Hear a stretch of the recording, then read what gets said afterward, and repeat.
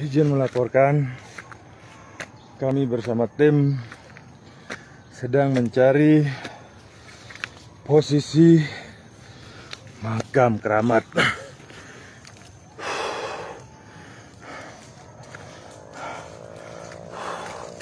Yang konon katanya berada di puncak gunung Genau, Kecamatan Jonggat,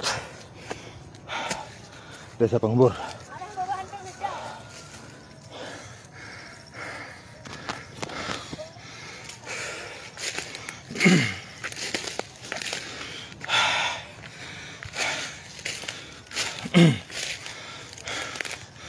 Sekarang posisi kami masih di atas bukit Genau, Desa Penghubur. Kami bersama beberapa orang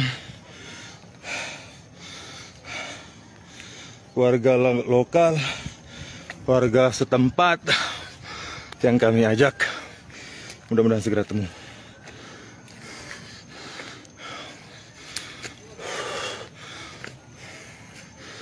Kami kecapean.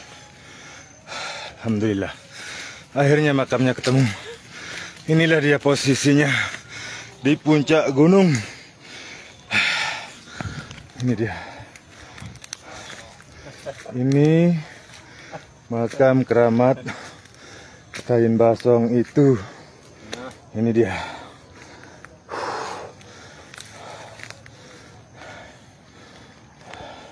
Baik, saudara-saudara sekalian, kita sudah berada di lokasi di mana lokasi ini adalah luar biasa pengorbanan kami luar biasa. Terima kasih Bapak, terima kasih Mami. Nggih, bisa memberitahu kami posisi makam keramat Tain Acong yang sempat viral beberapa waktu lalu.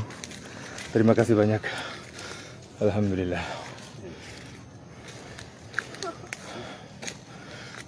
Ini dia. Posisi ada di pucuk gunung Genau, Kecamatan Jonggat, mohon maaf, Kecamatan Pujut, Desa Penghubur.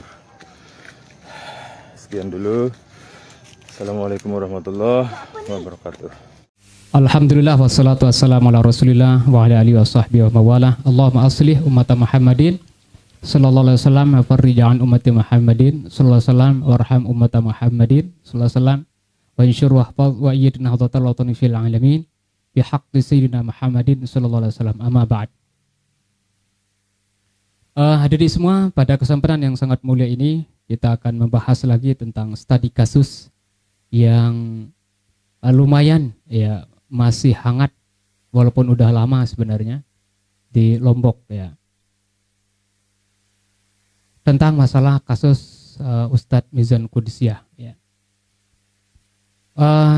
Saya mendapatkan informasi bahkan foto dan video ya, tentang masalah makam yang disebut oleh beliau ternyata memang benar-benar ada. Makam itu ada katanya di Kecamatan Pujut. Kalau tidak salah desanya, desanya Desa Genau ya. Ini makam ini katanya populer di Penghubur katanya. Ya. Intinya Kecamatan Pujut. Saya tanya orang yang menginformasikan kepada saya, apakah diziarahi? Ya katanya suka diziarahi, dikunjungi maksudnya. Tapi kadang-kadang orang ke sana itu hari-hari tertentu untuk bertapa katanya ya. Berarti intinya diziarahi. Nah berarti kalau benar ada apa yang disampaikan oleh Ustadz Mizan Qudsiah itu semakin membuktikan bahwa beliau itu mengucapkannya itu tanpa ada unsur untuk mencela makam-makam yang sudah disebut sebelumnya. Ya, karena memang menurut keyakinan beliau ada namanya makam ya Tain Naco. Tapi kalau di sana ya bukan Tain Naco, Tain Basong katanya ya. Makam itu kurang nyaman memang untuk disebutkan gitu. Nah, berarti unsur kesalahan Ustadz Mizan Qudusiyah itu semakin tipis, artinya susah untuk dipidana sebenarnya. Ya. Sulit untuk dipidana. Ya, baik itu menggunakan dalil maqasidul lafzi ala niyatil lafiz, ya. Maksud daripada ucapan itu nanti ditanyakan atau harus disesuaikan dengan niat daripada orang yang mengucapkannya. Sudah jelas beliau mengatakan bahwa kata Tainacong itu beliau sebutkan itu adalah untuk ya menjelaskan nama makam yang diziarahi. Ya. Dan ternyata benar ada makam tersebut. Nah, untuk dimaklumi, untuk kita ketahui dari semua, ya Islam itu kalau sudah pasti, sudah qat'i, udah jelas orang bersalah, itu tegas dalam Islam. Bahkan tidak boleh mengikuti perasaan. Al-Quran misalnya, Az-zaniyatu waz-zani fajlidu kulla wahidin minhuma mi'ata jaldah. Laki-laki, perempuan atau laki-laki yang berzina, fajlidu, jilid jatuh. Cambuk deh itu masing-masing dari keduanya 100 kali cambukan.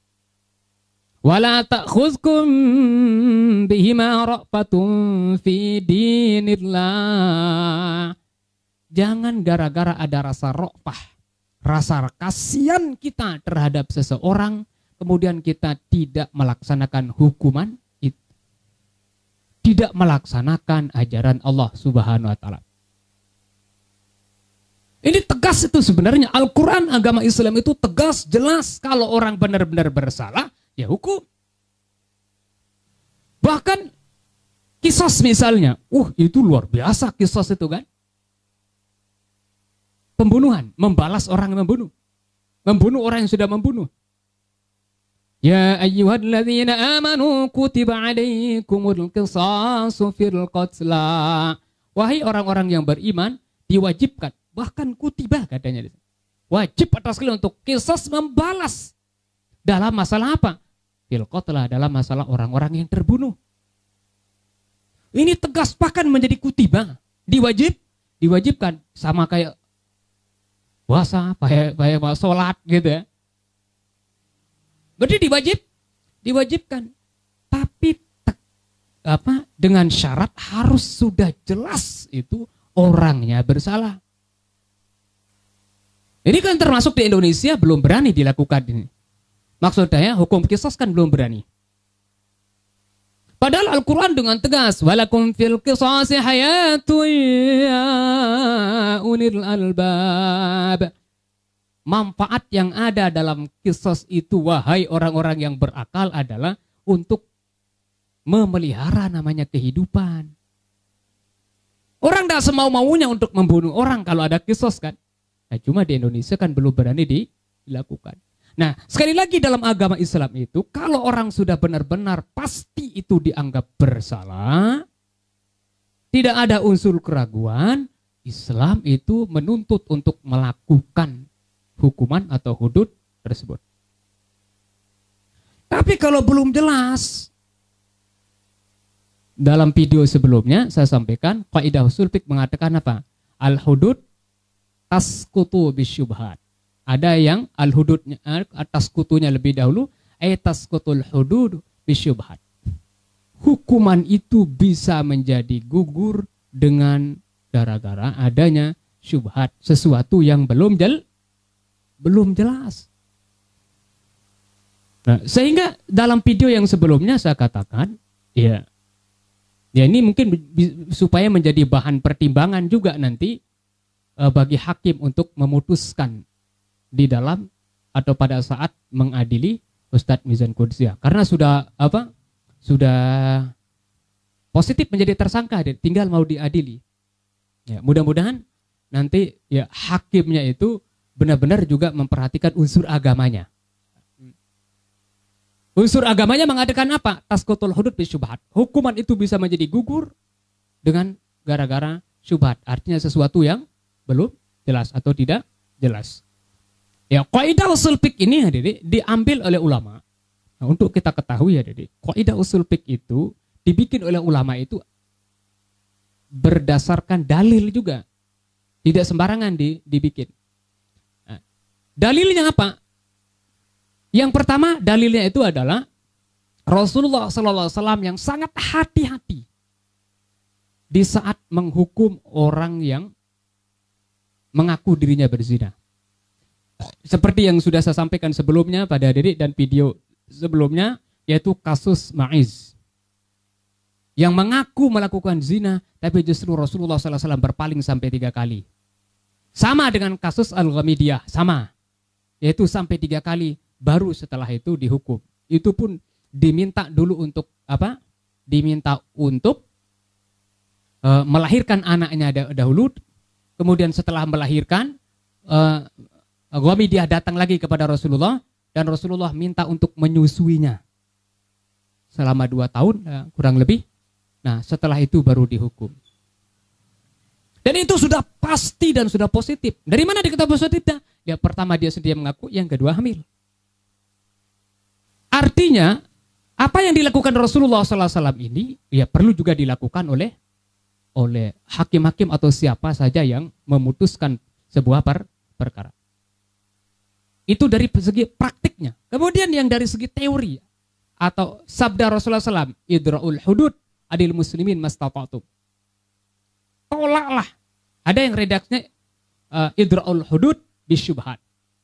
Tolaklah yang namanya hudud itu, hukuman terhadap umat Islam itu mastata'tum, semampu kalian.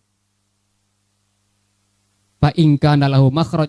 Kalau ada jalan keluarnya, fakalu sabilah. Cari jalan keluar. Supaya jangan sampai dihukum. Karena kalau orang sampai dihukum, ya Allahu Rabbi, di penjara. Taruhlah misalnya penjara ada yang 4 tahun, bahkan ada yang 10 tahun. Berpisah dengan keluarganya, anak istrinya, berpisah dengan orang tuanya, berpisah dengan jamaahnya atau masyarakatnya, berpisah dengan muridnya, berpisah dengan pondok pesantrennya dan sebagainya. Ya kita bayangkanlah terhadap diri kita bagaimana rasanya itu kalau kita dipisahkan dengan orang-orang yang kita cintai. Oh, lumayan itu. Nah, kira-kira seperti itulah. Makanya kalau ada jalan keluarnya, cari jalan keluar supaya jangan sampai kena hukuman. Nah, yang menarik di sini adik-adik ya.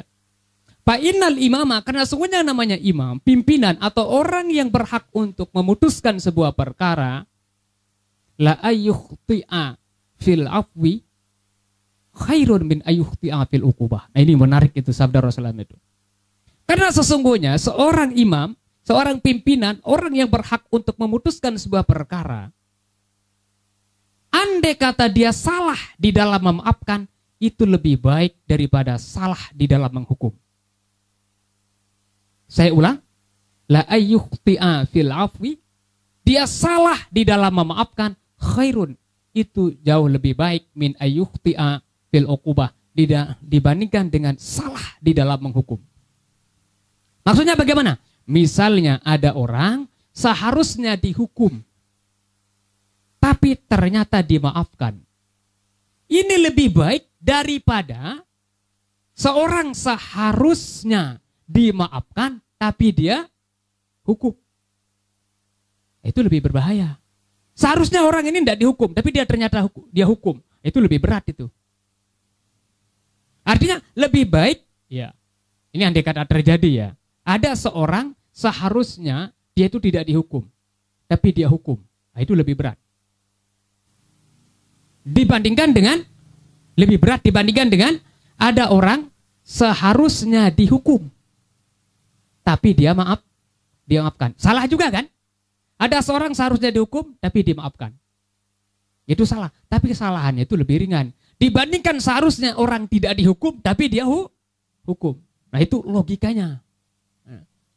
Nah, oleh sebab itu, ya hendaklah siapapun itu, hakimkah namanya atau siapapun yang berhak untuk memutuskan hukuman terhadap seseorang, hendaklah ya berpegang kepada praktik yang dilakukan oleh Rasulullah SAW dan teori atau sabda Rasulullah SAW yang mengatakan idra'ul hudud bisyubhat, yaitu tolaklah hukum itu dengan syubhat. Artinya kalau belum jelas, hendaklah khalu sabilahum, udah dilepas aja, kira-kira begitulah. Khalu sabilahum artinya dilepas, terus tidak usah dihukum, karena ya itu jauh lebih baik dibandingkan dia menghukum orang ya padahal tidak pantas untuk dihukum. Ya itu adik-adik ya, kajian kita tentang masalah tadi kasus ya. Mudah-mudahan nanti kita di saat kita berada di masyarakat atau dimanapun saja ya, diberikan taufik hidayah Allah SWT untuk mampu mengikuti jejak langkah Rasulullah SAW, terutama sekali di dalam menentukan atau memutuskan hukuman terhadap orang. Sekian, kurang lebihnya mohon maaf. Wallahul muwaffiq wal hadi ila sabilir rasyad. Wassalamualaikum warahmatullahi